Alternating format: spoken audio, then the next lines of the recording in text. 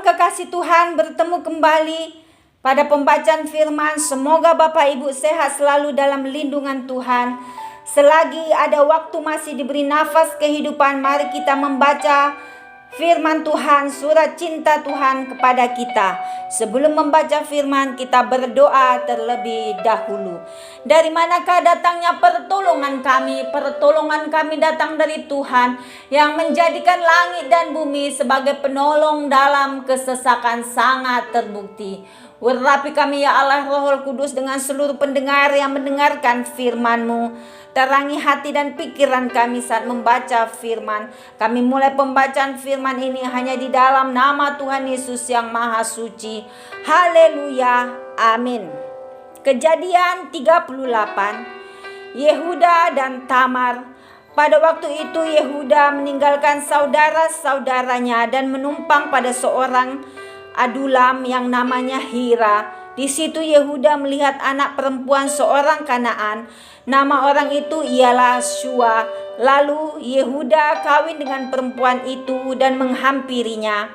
Perempuan itu mengandung, lalu melahirkan seorang anak laki-laki yang menamai anak itu Sesudah itu perempuan itu mengandung lagi, lalu melahirkan seorang anak laki-laki dan menamai anak itu Onan. Kemudian perempuan itu melahirkan seorang anak laki-laki sekali lagi dan menamai anak itu Shelah. Yehuda sedang berada di Kezib ketika anak itu dilahirkan. Sesudah itu Yehuda mengambil bagi anak sulungnya seorang istri yang bernama Tamar. Tetapi anak sulung Yehuda itu adalah jahat di mata Tuhan, maka Tuhan membunuh dia. Lalu berkatalah Yehuda kepada Onan, hampirilah istri kakakmu itu, kawinlah dengan dia sebagai ganti kakakmu, dan bangkitkanlah keturunan bagi kakakmu. Tetapi Onan tahu bahwa bukan ia yang empunya keturunannya nanti. Sebab itu setiap kali ia menghampiri istri kakaknya itu, ia membiarkan maninya terbuang, supaya ia jangan memberi keturunan kepada kakaknya. Tetapi yang dilakukannya itu adalah jahat di mata Tuhan, maka Tuhan membunuh dia juga. Lalu berkatalah Yehuda kepada Tamar menantunya itu, tinggallah sebagai janda di rumah ayahmu, sampai anakku Shelah itu besar. Sebab pikirnya, jangan-jangan ia mati seperti kedua kakaknya itu. Maka pergilah Tamar dan tinggallah di rumah ayahnya. Setelah beberapa lama matilah anak Shua istri Yehuda.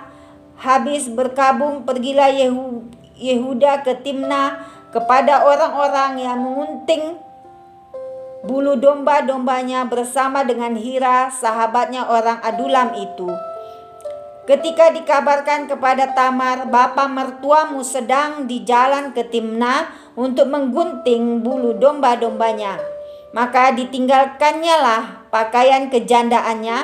Ia bertelekung dan berselubung, lalu pergi duduk di pintu masuk ke Enaim yang di jalan ke Timna, karena dilihatnya bahwa Shelah telah menjadi besar, dan dia tidak diberikan juga kepada Shelah itu untuk menjadi istrinya.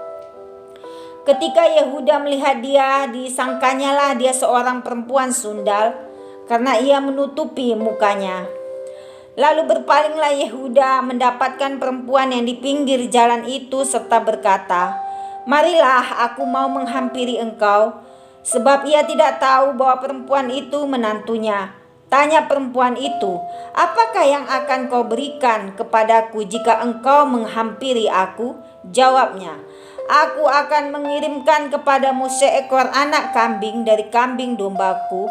Kata perempuan itu, asal engkau memberikan tanggungannya sampai engkau mengirimkannya kepadaku. Tanyanya, apakah tanggungan yang harus kuberikan kepadamu? Jawab perempuan itu, cap materaimu serta kalungmu dan tongkat yang ada di tanganmu itu. Lalu diberikannya semuanya itu kepadanya, maka ia menghampirinya. Perempuan itu mengandung daripadanya. Bangunlah perempuan itu, Lalu pergi, ditanggalkannya telekungnya dan dikenakannya pula pakaian kejandaannya. Adapun Yehuda, ia mengirimkan anak kambing itu dengan perantaraan sahabatnya, orang Adulam itu, untuk mengambil kembali tanggungannya dari tangan perempuan itu. Tetapi perempuan itu tidak dijumpainya lagi. Ia bertanya-tanya di tempat tinggal perempuan itu, di manakah perempuan jalang yang duduk tadinya di pinggir jalan di Enaim itu? Jawab mereka, tidak ada di sini perempuan jalang.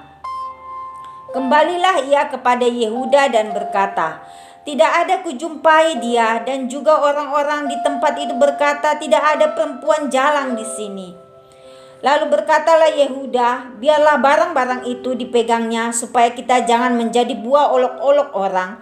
Sungguhlah anak kambing itu telah kukirimkan, tetapi engkau tidak menjumpai perempuan itu.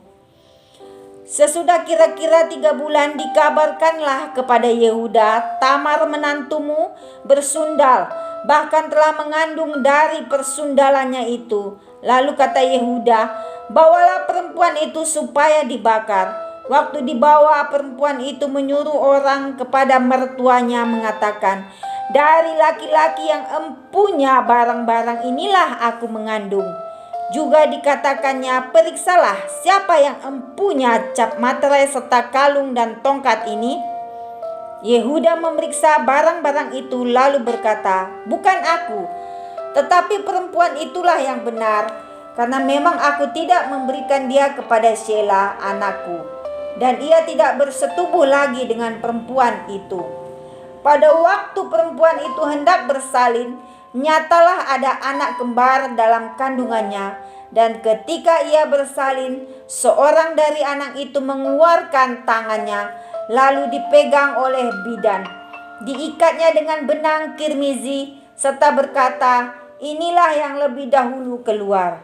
Ketika anak itu menarik tangannya kembali, keluarlah saudaranya laki-laki, dan bidan itu berkata, alangkah kuatnya engkau menembus keluar. Maka anak itu dinamai Peres.